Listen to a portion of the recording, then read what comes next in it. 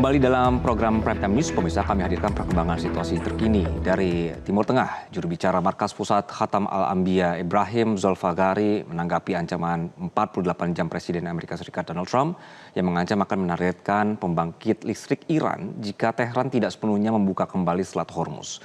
Ibrahim Zolfagari menyatakan jika ancaman Amerika terhadap pembangkit listrik Iran dilaksanakan, langkah-langkah balasan akan segera diambil, diantaranya Iran akan menutup Selat Hormuz sepenuhnya dan tidak akan dibuka kembali sampai pembangkit listrik Iran yang hancur dibangun kembali. Iran juga akan menargetkan infrastruktur energi dan teknologi informasi Zionis Israel serta menghancurkan sepenuhnya perusahaan-perusahaan serupa di kawasan yang memiliki pemegang saham dari Amerika. Sebagai pihak yang tidak memulai perang, Iran menyatakan memiliki hak untuk membela diri. جمهور تروریست آمریکا در ادامه رفتار تجاوزکارانه و ناامن‌سازی جهانی تهدید کرده است که اگر ایران تنگه هرمز را باز نکند، نیروگاه‌های ایران را هدف قرار خواهد داد.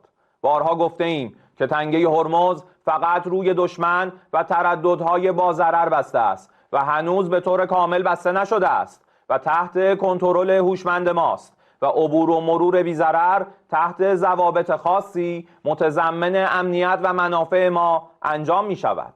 لیکن در صورت عملی شدن تهدیدات آمریکا در خصوص نیروگاه‌های ایران بلافاصله اقدامات تنبیهی انجام خواهد شد. 1. تنگه هرمز به طور کامل بسته می شود و تا نیروگاه‌های تخریب شده ما بازسازی نشوند این تنگه باز نخواهد شد. 2. همه نیروگاه‌های برق، زیرساخت‌های انرژی و فناوری اطلاعات رژیم صهیونیستی به طور گسترده هدف قرار خواهند گرفت.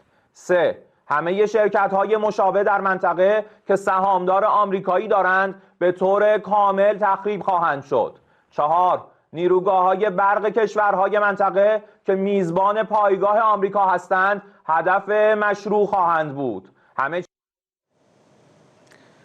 Sebelumnya pemirsa, Trump menulis di akun Truth Social-nya bahwa jika Iran tidak segera membuka Selat Hormuz dalam waktu 48 jam, maka Amerika akan menyerang pembangkit listrik Iran. Namun baru saja Trump menyatakan menunda melaksanakan ancamannya. Trump juga menyebut telah meminta Kementerian Pertahanan Amerika Serikat untuk tidak menyerang pembangkit listrik dan fasilitas energi Iran dalam 5 hari ke depan.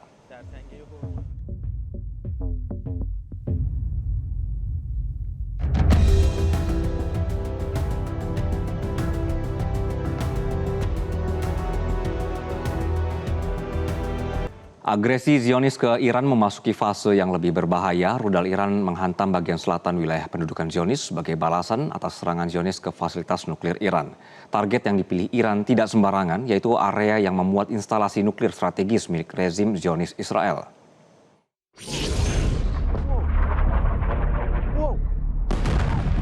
Serangan rudal Iran menghantam wilayah selatan Zionis Israel, termasuk kota Dimona dan Arad. Kedua wilayah ini berada di dekat fasilitas nuklir strategis Israel, menjadikan serangan ini syarat pesan politik dan militer. Langkah Iran dipandang sebagai respons atas serangan sebelumnya yang menargetkan fasilitas nuklir mereka di Natanz Nuclear Facility. Serangan terhadap Natanz dinilai sebagai pukulan besar terhadap program nuklir Iran, yang kemudian memicu aksi balasan. Namun, meski menargetkan area strategis, rudal yang diluncurkan Iran tidak dilaporkan mengenai langsung instalasi nuklir Israel. Sebaliknya, sejumlah rudal menghantam permukiman warga, menyebabkan korban luka dan kerusakan bangunan. Situasi ini menunjukkan bahwa dampak konflik semakin meluas dan menyentuh warga sipil. Perdana Menteri Israel Benjamin Netanyahu mendesak semua orang untuk segera pergi ke tempat perlindungan begitu mendengar sirine. Ia mengeluarkan peringatan tersebut setelah mengunjungi kota Dimona, tempat puluhan orang terluka akibat terkena rudal Iran.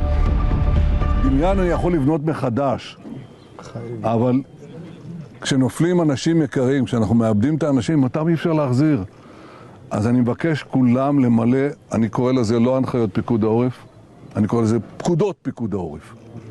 כל העם חזית, כל העורף חזית, וכשאנחנו בחזית אנחנו ממלאים אחר הפקודות האלה, הן כל כך הגיוניות וכל כך חשובות וכל כך מצילות חיים וגם מצילות גוף, אפילו מפציעה, מסריטות.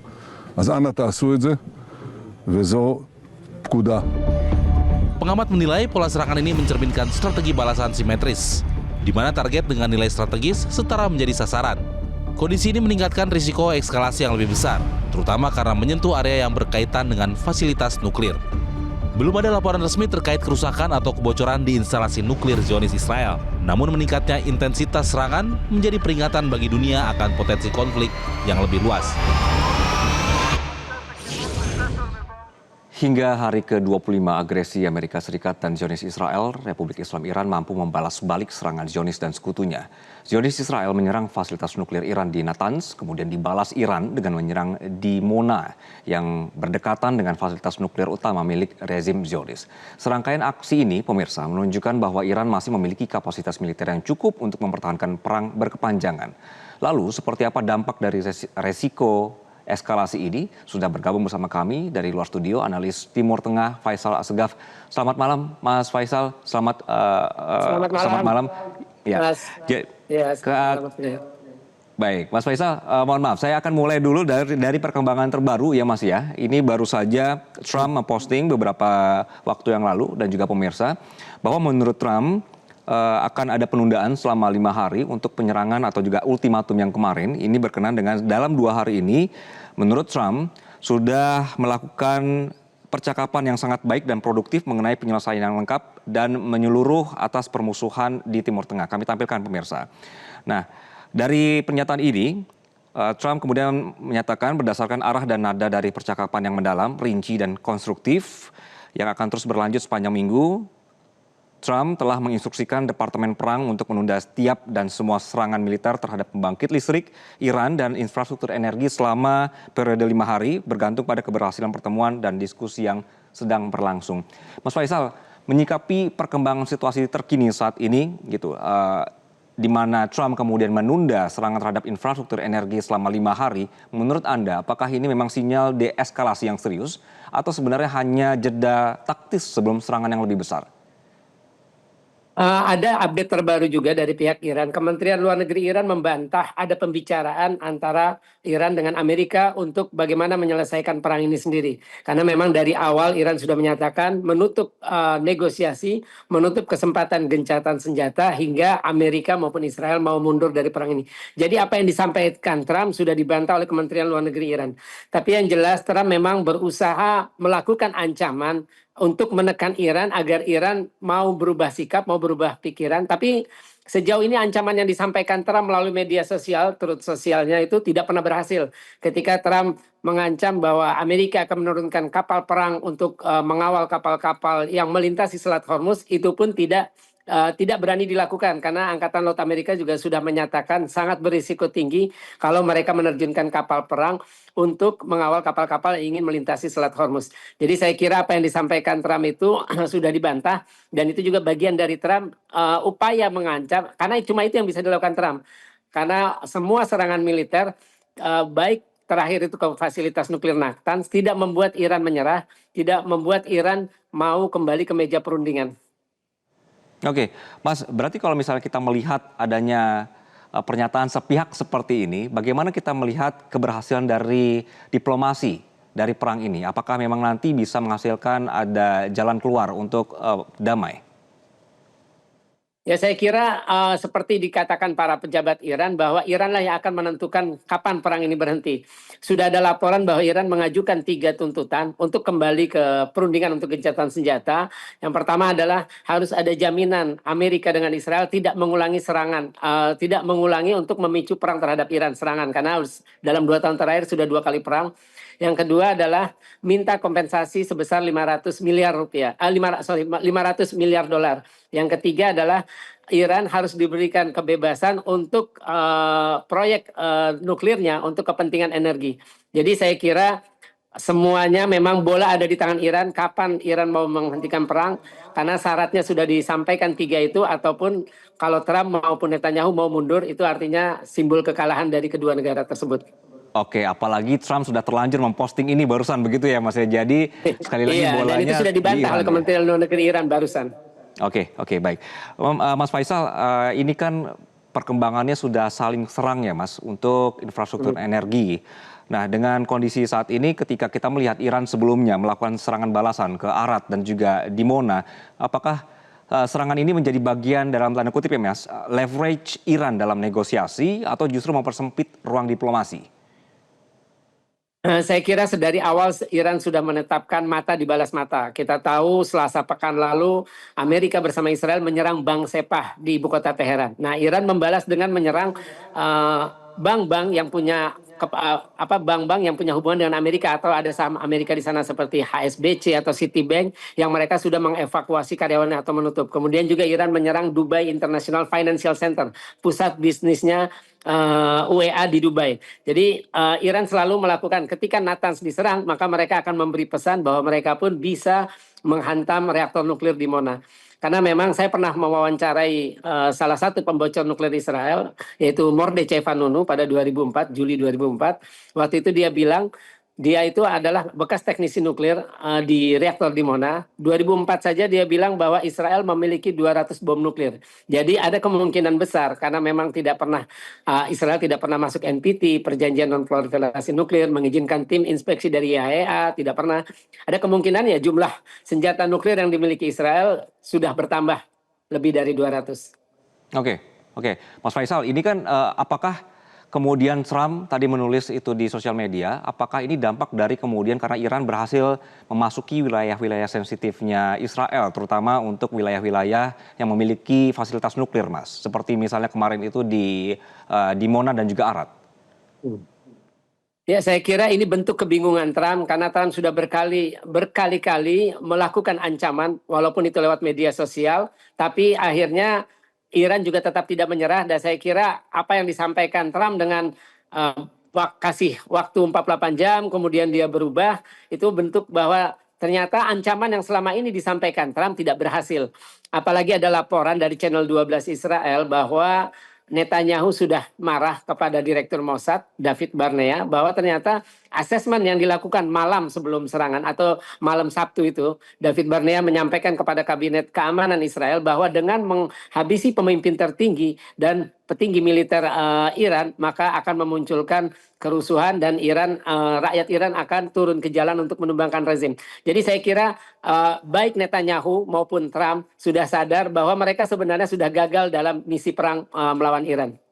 Oke, Mas, kira-kira Israel kesal tidak ketika Trump akhirnya memutuskan untuk delay serangan terhadap Iran? Saya yakin pasti kesal karena kan buat Netanyahu tidak peduli apakah perang ini akan membuat banyak kerugian baik warga sipil karena kita tahu bagi Netanyahu itu untuk perang ini adalah bagian dari untuk mempertahankan karir politiknya sebagai Perdana Menteri Israel karena dia punya 4 kasus korupsi plus kasus suap terhadap kepala staf kantornya, kasus suap Qatar. Jadi Netanyahu akan membutuhkan perang ini semakin lama untuk menjaga agar proses hukum yang terhadap dia tidak bisa dilanjutkan lagi karena kan sekarang ditunda. Waktu perang Gaza juga beberapa kali ditunda karena masalah keamanan dan ini juga isu keamanan itu akan membuat Netanyahu memakai perang ini sebagai salah satu cara untuk menyelamatkan karirnya atau kedudukannya sebagai Perdana Menteri Israel. Oke, dengan kemudian Trump menyatakan secara umum begitu di sosial media bahwa mereka akan menghentikan serangan, apakah apa yang akan terjadi, Mas, selama 5 hari ke depan kira-kira? Ya, segalanya bisa terjadi kemungkinan. Bisa saja Trump memang benar mewujudkan ancamannya untuk menyerang pembangkit-pembangkit listrik di Iran. Karena kan jumlahnya itu sekitar, kalau di seantero Iran, ada lebih dari 400 pembangkit listrik di Iran. Nah, kalau memang itu dilakukan, kita tahu juga Iran sudah mengancam akan menyerang balik, dibalas mata. Jadi Iran sudah mengancam akan menyerang semua pembangkit listrik di negara-negara Teluk Persia merupakan sekutu Amerika. Artinya padam di Iran juga akan padam di kawasan Teluk Persia. Ini perkembangan yang sangat berbahaya karena memang dari awal Iran sudah menyasar semua negara sekutu Amerika, negara Arab Teluk, Arab Saudi, Uni Emirat Arab, Qatar, Bahrain, Kuwait dengan Oman. Jadi bukan hanya Amerika yang merasakan kerugian akibat perang ini, tapi negara-negara sekutunya di kawasan Teluk Persia sudah merasakannya. Oke, dan akhirnya semua komplain begitu ya ke Amerika ya. Mas, menurut Mas... Ya, memang benar. Ya, menurut Mas apakah ini miskalkulasi Amerika dan Israel berkenan dengan ternyata Iran bisa membalas balik?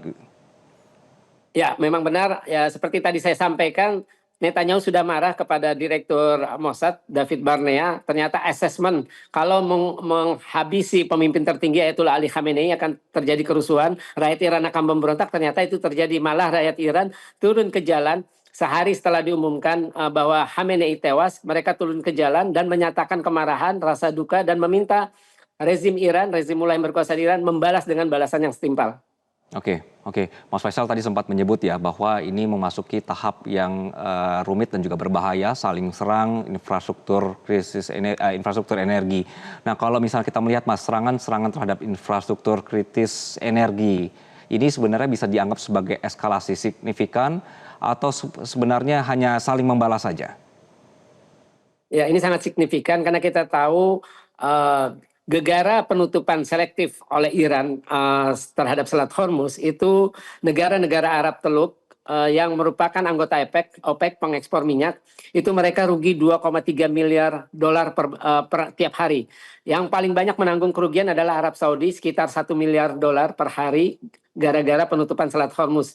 Nah, jadi kenapa Arab Saudi paling tinggi, paling banyak kerugiannya? Karena Arab Saudi adalah pengekspor minyak terbesar di dunia. Saya kira penutupan Selat Hormuz, penyerangan terhadap fasilitas-fasilitas energi, baik itu kilang minyak Ras Tanura di Arab Saudi, terus kilang di gas di Ras Laffan milik Qatar, itu adalah sebuah peningkatan eskalasi konflik yang sangat signifikan karena itu mempengaruhi dunia. Semakin tersendat pasokan atau berhenti pasokan minyak global atau gas melalui Selat Hormuz, maka itu akan mempengaruhi harga minyak mentah global, harga gas, dan itu akan menjadi tekanan bagi negara-negara sekutu Amerika, terutama di Eropa, dan juga terhadap negara-negara di Asia termasuk Indonesia sebagai net importer minyak.